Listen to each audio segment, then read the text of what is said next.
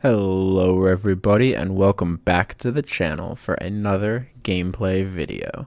This time I'm playing against Pastry Time, and I had a great chat with Pastry. That's why I have the chat open here. Big fan of competitive EDH. He's aware of Nate's channel, said he's going to check out my own. So Pastry, if you're watching this, maybe it'll be cool to get to see the game from my perspective. So I see opening hand. I see my opponent is playing Sydri Galvanic Genius, automatic artifact commander. I'm immediately thinking Null Rod with this Imperial Seal. Just one of those things that you automatically get. Limited resources might be good because Null Rod will restrict an artifact deck's mana in one way by cutting off the rocks, but resources can cut off the lands as well. So this can be a little bit later. If I can get to 6 lands before my opponent gets to 5 or so, I'm in great shape with his resources. All right, Abrupt Decay deals with anything. And the one thing that I really like about this hand is that even after slamming a turn 2 Null Rod, I don't have a Tymna to play, but I do have Scavenging Ooze that I can deploy the following turn and start applying pressure while the Null Rod is doing its work. So I think if I didn't have pressure, this hand wouldn't be anywhere near as good. Granted, I think I still keep turn 2 Null Rod against Sydri, but having a form of pressure against a potentially control opponent is really, really good. So seeing the Scavenging Ooze, a catch-all, a deluge, I'm feeling great about how this hand is set up. So I'm definitely going to keep it. My opponent, unfortunately, we chat a little bit. He recognizes my commanders right away as the good old Blood Pod from Paper EDH, and unfortunately mulls down to 4. But from what it sounds like Pastry was saying, it was a pretty decent 4. So, never make that triple mulligan. All right. And is on the play. So, Scry puts a card on top of the library. So, pretty good. Unless he fetches it away. So, there's a chance he wants, a chance he doesn't. We'll see. I am immediately going to fetch out a Bayou and Imperial Seal. And I get the Bayou here because I need the black for Seal and the green for Scoos. Furthermore, that gives me black plus white, meaning any land lets me cast Tymna as soon as I get a third land mana source. That is not going to be an artifact. So I could have Tymna turn 3. If not, I have Scavenging Ooze turn 3. So I put that on top. My opponent doesn't fetch, so that means Pastry wanted the card that they scried to the top. It could have been that island, possibly. And fetches out a C. Fine by me. Come on, tap out. Tap out. Oh, so good. Not holding up mana for Counterspell and developing mana. I think it's absolutely correct. He's behind on cards. Him sitting on Counterspell isn't going to win in the game. That said, I did just tutor, so if he has a counter, there might be thought to holding it up. But I think he's more locked onto having to develop and gain card advantage some way as the game moves forward. So this Null Rod is going to give a little bit of time. So I don't have Tymna turn 2, naturally. But I'm going to slam this Rod and just say clank. And we were chatting a little bit about 4-card hand pretty good.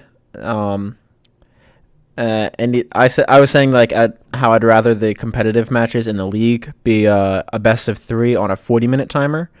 Or just because I think it would mitigate these types of games where you don't see lands or you don't see a playable hand, like even partially playable hand in the 7 or 6 or 5, and then you just automatically lose a game to the variance. It's not too often if you build the deck correctly, but every now and then you just randomly will drop a game because of mulligan chances.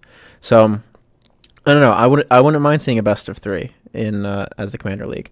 My opponent says quite the Null Rod, so I feel pretty good about slamming this against his opening hand. No land, which is fantastic. He has a Mox Opal instead. Probably top decked that this turn. He decides to play it out, which I think is correct. It will tap for mana immediately, and knowing that he knows that I'm a Blood Pod deck or a variant of the Blood Pod deck. So he knows I'm stacks. He knows that tax effects could come into play at any point, so might as well put the Opal into play first. It's a lot safer in play than it is in his hand, even though it's not doing anything, even if he gets the Metalcraft.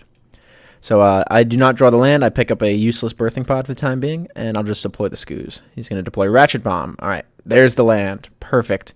And it's right on curve, so I can deploy Tymna and immediately attack with Scavenging Ooze. So I don't think I could ask for a better line than that. I don't even have to expose Tymna to removal before I get a card offer. And just like that, I'm ahead so many cards. That said, 2 of these cards are locked, so potato, potato. But I am ahead, well and truly. Multi 4, he was on the play, so he was down 1, I was up 1. Null Rod locks out 3, so he's up. I'm up. I kept to 7, I go up to 8. I have 2 commanders, so I'm up at 10. And my opponent starts at 4 plus 1 is 5. So I'm up 5. This cancels 1, up 7. This takes him back up 3. So he's but this still puts him down 6. Or no, down 5 because it's 1, but he gets 3 out of it. This was a very timely, painful truths, and we comment on that in the chat over there. That he needed that land. He needed it to be a white source, and it was exactly what he needed there. It starts to dig him a little bit back, but he is well and truly on the back foot here, and he needs to find an answer to Null Rod. And if he does, it unlocks a lot of his deck very, very quickly. Like, if Null Rod goes, I'm in trouble. There's no ifs, ands, or buts about it.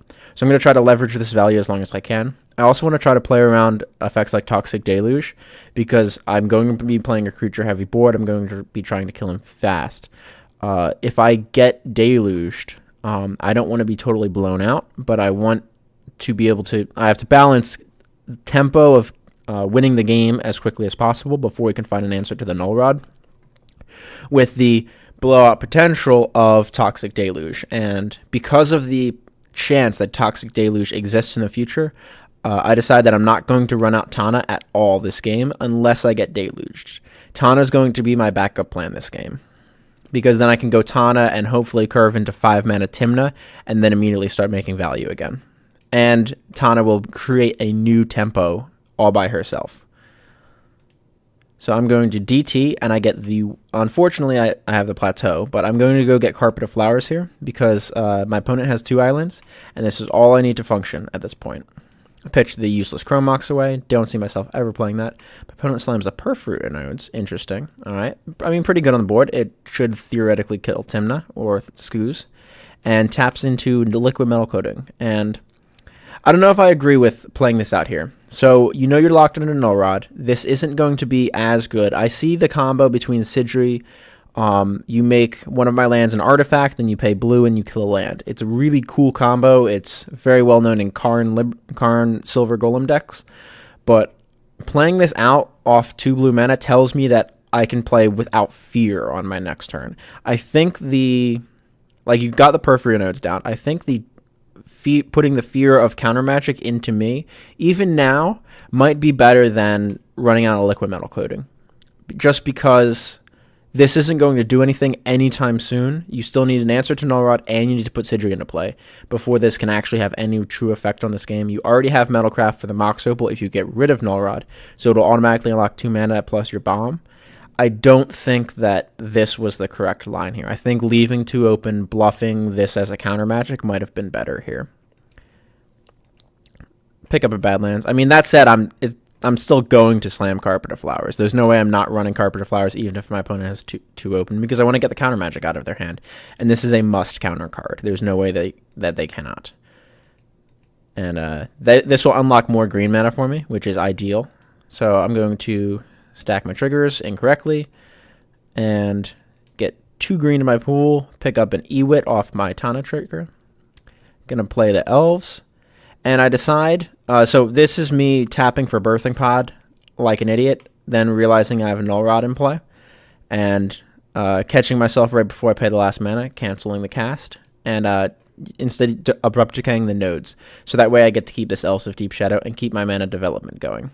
So my opponents have 5 mana, I'm as well.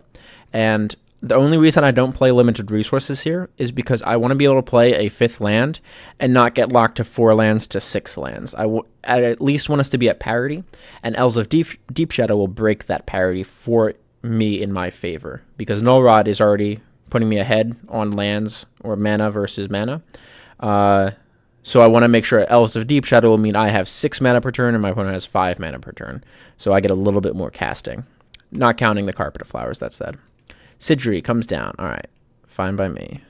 I add green, green. And I should have added white here, and I realized it right after I do this. So if I had added white here, I'd be able to play Palace Jailer, or play the Forest. Play Palace Jailer off white, white, Forest, Badlands. And then Jailer away Sydri. And then be able to play Limited Resources the same turn. But because I selected the wrong color, I'm not able to, unfortunately. I'm still going to play the Jailer. I think it's the better play. My opponent is going to pseudo fog for turn by animating two of the artifacts, and I think I would have animated this instead of bomb. Bomb can clear my field, and he needs to bomb for 1 to get rid of this carpet. So, like, if I had ran in Scavenging Ooze, like, do you trade one of these for Scavenging Ooze? I don't think so. So, I get the Monarch, take Sydri, and I think my opponent misclicked and put Sydri under Palace Jailer, but we talked about it a little bit. So instead of playing the Limited Resources like I wanted to, I'm just going to run out the pod. I think I actually could have done both, theoretically, if I had tapped correctly. And I pay life for the pod, because I want to have the option of using Scavenging Ooze end of turn, which I, of course, don't do, because Stasis gets slammed into play. Brutal, but the very interesting line coming up that I take. So I have Carpet of Flowers. All right, I'm going to add white mana this time because now I have my 5th land. My opponent has 5 lands. Even though I don't get to destroy one of theirs, they didn't play a 6th, I'm going to use Limited Resources here. And I decide to tap out. And that's because I have Carpet of Flowers running continuously. So I play Avicen's Pilgrim off the Bayou. I get to play Limited Resources. And we talk about how, I guess, Moto decided they needed an anti-control card or an anti-Nissa card, and that is the one to do. And I play Skull Clamp out. Now, it seems weird that I'm playing out Skull Clamp and Birthing Pod, but the reason I'm doing this is because Limited Resources has resolved. There's very few outs to my opponent. Most of those outs have to start with deluging away my board, followed by removal of Null Rod. And I want to have as many of my resources in play as possible. My opponent's is not going to be able to hit Cyclonic Rift. At this point, before they get rid of Null Rod, they cannot rift my board. It's not going to happen because they can't put more lands into play, and their artifacts don't tap for mana. They are not in green, so their creatures, they don't have creatures that make mana. So I'm not in fear of getting rifted here.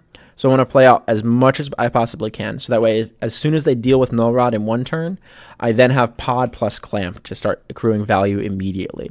And I have this Ewit to be able to get back Demonic Tutor, DT, Clamp the DT, or Clamp the Ewit, draw some cards. I have Deluge, play out Tana. I'll be able to do a lot once if Pastry ends up dealing with this Null Rod at any point.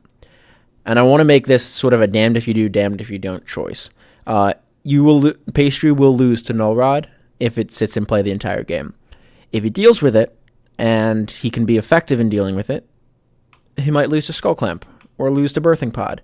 So I feel pretty good in my situation here. Especially if he deals with Null Rod first, and then I can pod Tymna into Felidar Sovereign, untap, pod, like if he chooses not to pay for Stasis, and then he's like 3 mana, kill target artifact, and destroys this Null Rod, I can pod Tymna into Felidar Sovereign, pod Felidar Sovereign, flicker the pod Felidar Sovereign into Karmic Guide, bring back Felidar Sovereign, pod Felidar Sovereign into Kiki Jiki, copy the Karmic Guide, bring back Felidar Sovereign, and then combo off. And my opponent will lose if they deal with Pod without killing, or deal with Null Rod without killing Tymna, because it's a 3 CMC. It's one of the best things about Tymna in this deck. It's just, I think it's 3 mana and 6 life. Is Tymna plus Pod equals game, which is really, really cool. And it can all be done in a single turn.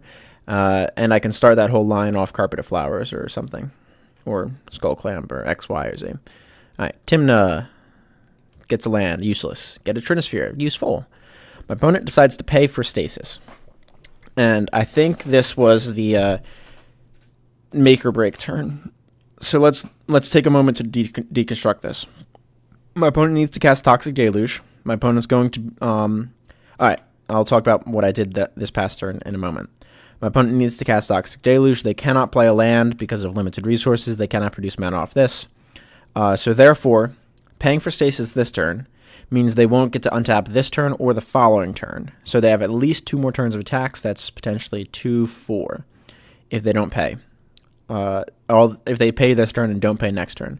That would mean 1, 2, and then 1, 2, 3, 4, 5, 6, 7, 8. 1, 2, 3, 4, 5, 6, 7, 8. 8 plus 2 is 10. And they would be deluging for at least -2 to kill my board, putting them at 2 life against my deck. And that's if everything goes perfectly. If they top deck Deluge this turn, decide not to pay next turn, I get a full untap before them, and then they untap and can Deluge me. It puts them to exactly 2 life.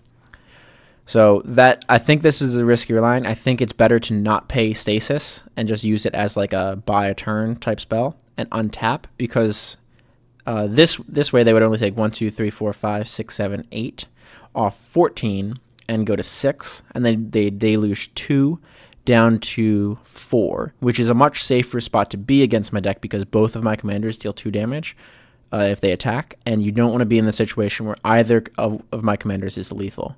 I think 4 life is much safer against my deck than 2 life, and it's a weird situation, but I think it's better to roll the dice here and not pay stasis, have 3 mana, potentially top deck a tutor like Grim Tutor, which you want to be able to cast, cost 3 life, go down off your final total of 4 to 1. If you drop top deck Grim Tutor this turn, you can cast it, go down to 11, take 8 down to 4.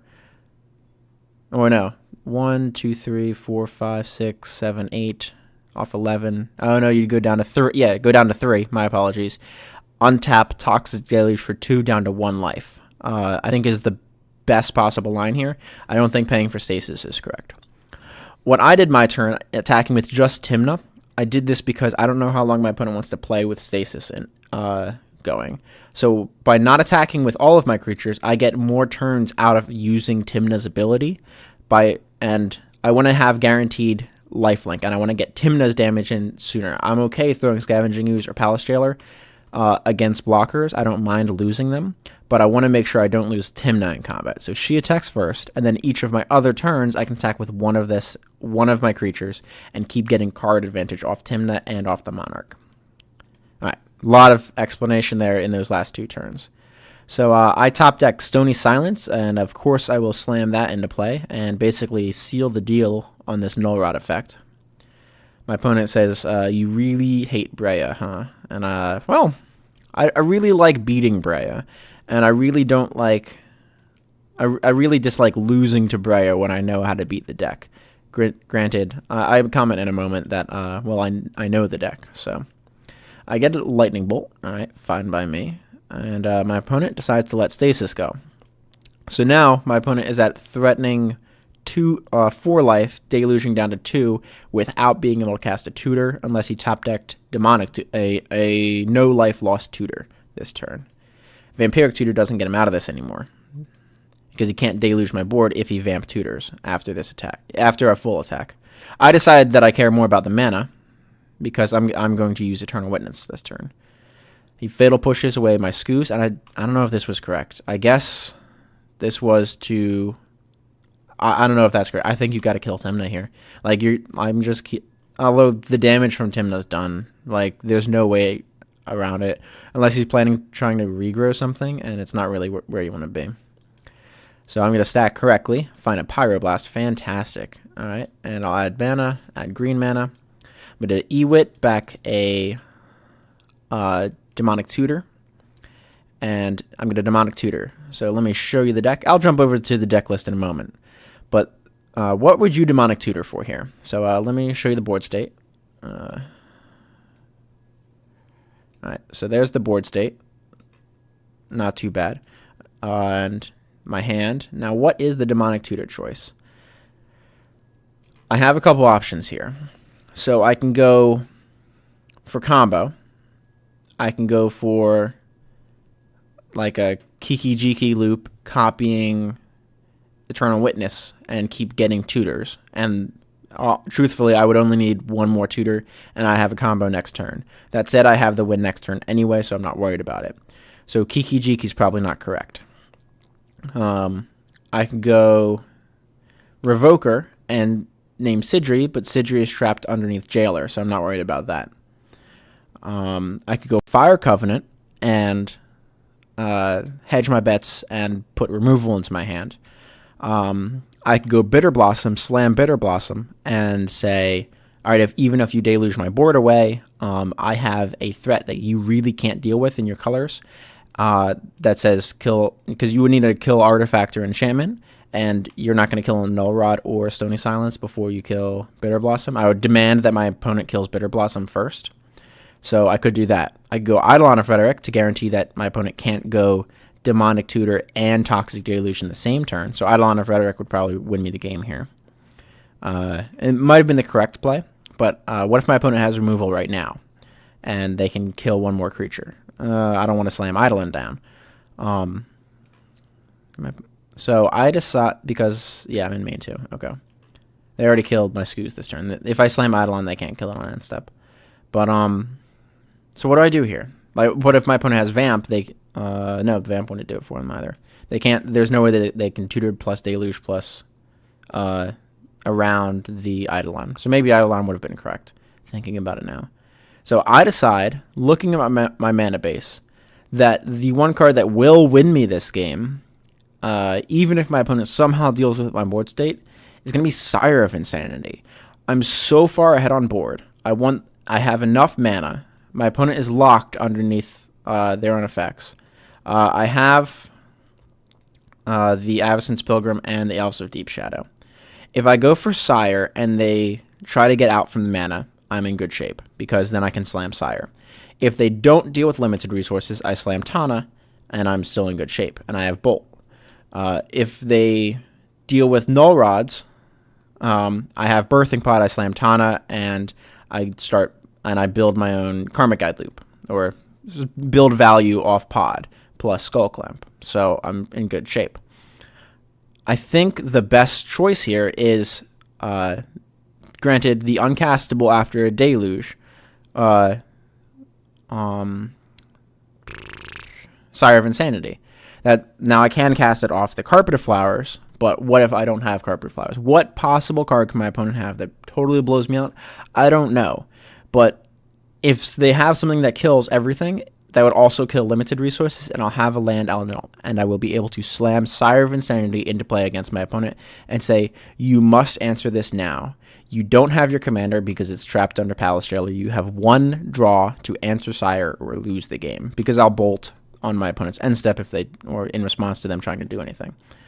I feel like it's my best chance of not losing the game to some card that I can't possibly think of. So I grab the Sire, pick up a card, and I pitch that and Mesa? Yeah, Mesa. Because I want to get more green sources, because I've been a little bit hamstrung on green a little bit. So this is going to get a Savannah. And my opponent says GG's. And we reveal hands, and the pickup of Anna Fens is just nuts. Because if my opponent deals with my entire board, I can play Anna Fenza instead of Sire if I wanted to. That's a clock. Because I could go Anna Fenza plus Trinisphere and deal with them that way. Or I could go Sire or Anna Fenza plus hold up Pyroblast. There's so many different lines from this position. I don't feel like I'm going to lose this game in any way. And I clearly did not. How much does Chroma's Vengeance cost, CMC-wise? Is that 5? Chroma's Vengeance might have... If it's 5, it might have done it. I don't know. Or, I don't know what it is off the top of my head now. Got me thinking. But definitely a very cool game against a fan of competitive EDH overall. Pastry Time. I enjoyed playing against you if you're watching this video. Hope you enjoyed getting to see it from my side, a little bit of my thought processes. Maybe learned a little bit something. Or let me know in the comments down below and this goes for all my viewers. Let me know in the comments below what misplays you think I made, which lines you would have taken differently, and what you want to see coming up on the channel. Let me jump over to the deck list for the time being. So deck list is a little bit tweaked some. So we've added Toxic Deluge to the list because Fire Covenant wasn't cutting it as the only mass removal spell. I've cut Elish Norn from the list because we don't get to play Survival of the Fittest in Moto. So having the Elishnorn just drop into play off of a survival turn isn't as good. I've added Mayor of Averbrook in its slot because if I'm doing my stacks correctly or my opponent's playing control, Mayor is sort of a anti-control card because it's forcing them to have to cast every turn. Otherwise, I start making an army of 3/3 werewolves or wolves. And it's not to be taken lightly. You think it's just this werewolf from Innistrad block that, it's a 1/1. But it's got some strength to it, and it's got some serious legs if my opponent doesn't understand how good creatures are every turn. I've added the Bitter Blossom for the same reason. It's one of those anti-control cards that they just can't afford to let sit on the battlefield. And I think both of them are good additions. Some other cuts that I made.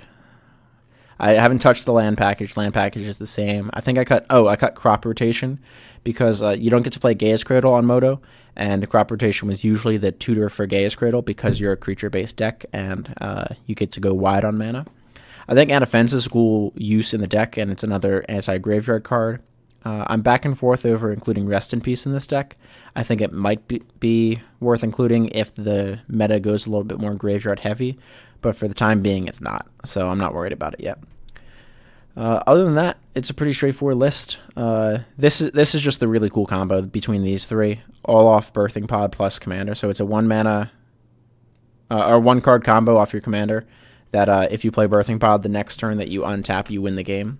And there's not much your opponent can do about it if they don't have interaction, instant speed interaction, or if they can kill Tymna or Pod. It's pretty cool. So hope you guys enjoyed. See you on the next one. Don't forget to like, subscribe, and share my content to anyone you think might enjoy it. And if you want to support me on Patreon, there will be a link on the screen now. All right. See you all in the next one.